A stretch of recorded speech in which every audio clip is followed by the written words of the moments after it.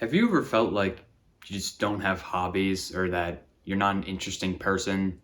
The things you like aren't worth talking about. You're just boring? I think this is kind of an underrated topic, so I wanted to share my story with you today.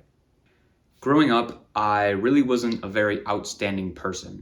I blended very easily into the crowd. I didn't really have any passions. I was no good at any sports, and the only thing I was good at was video games. Because of the way I looked, I developed self-confidence issues, and eventually I became very reserved and monotone. I became so reserved and monotone that at some point around middle school, my sisters, somewhat jokingly but also somewhat seriously, believed I just didn't have opinions because I was so against sharing them.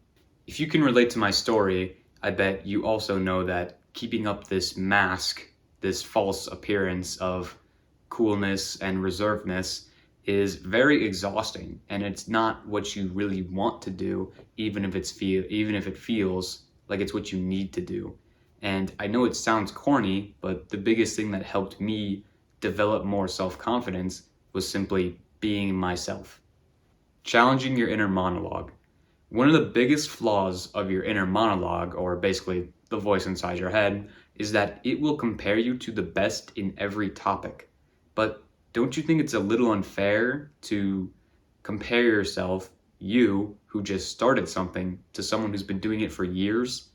I mean, you wouldn't start playing basketball and then compare yourself to LeBron James and say, ah, I'm not LeBron. I guess there's no point. Just because you don't have a natural ability for something or you just don't have the experience yet to be good at something does not mean that you cannot become good at something or that you are instantly boring. The cool thing is you don't need to be good at everything. You don't need to force certain hobbies onto yourself to make yourself appear good. There isn't just one way to be interesting. There's a lot of so-called games to play. A lot of people do not only do one thing with their life. Maybe you're a student, but you also like to make movies. Oh, but then you also really like listening to music. Oh, and guess what? You also are a chef. Speak passionately about the things you like. You don't have to please everyone. When you try to please everyone, you only become forgotten because you're just so neutral. And even, let's say you think you are an absolute freak. You are the weirdest person alive. I bet there are other people who also are very weird, who you would get along with. There really is no such thing as a necessary hobby or passion. You can kind of do whatever you want. And I would recommend doing some combination of things that help you learn, help keep you healthy, and help keep you social. But that's kind of the only three categories that matter. And if you feel like what you like is so boring, I would also question, why do you need to be so interesting?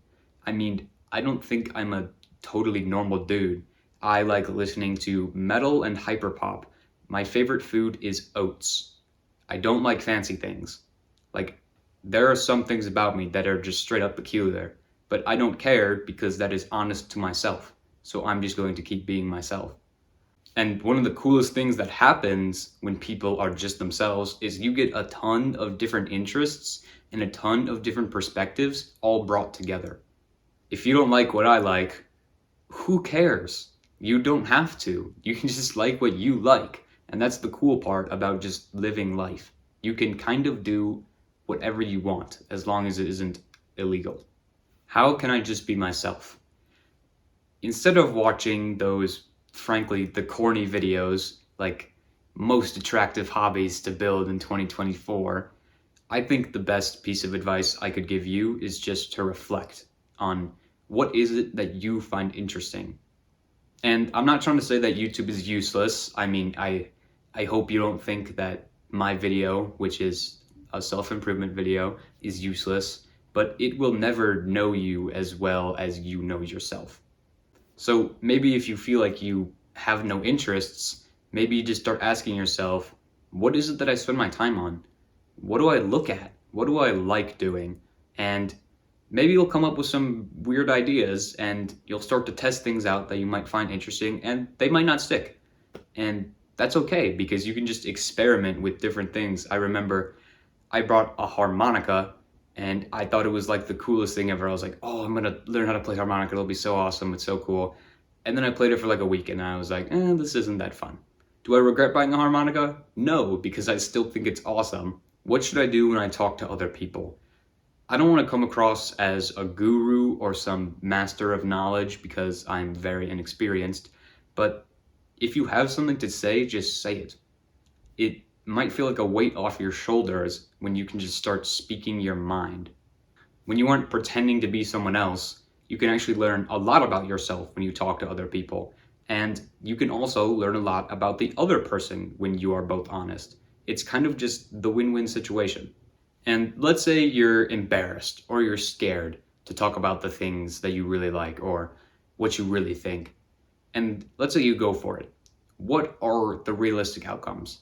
You have option one, which is the person agrees with you and it goes really well. You have option two, where the person disagrees with you, but is actually very intrigued at your passion for the topic. And you have option three, where the person just straight up disagrees with you and does not like you. And if you get option three, whatever. There are plenty of people to talk to. You do not need to get along with everyone. Of course, you should be respectful to everyone, but that does not mean you have to be every single person's best friend. I think focusing on your strengths and what you are actually interested in will improve your relationships much more than trying to keep this mask on to try to fit in.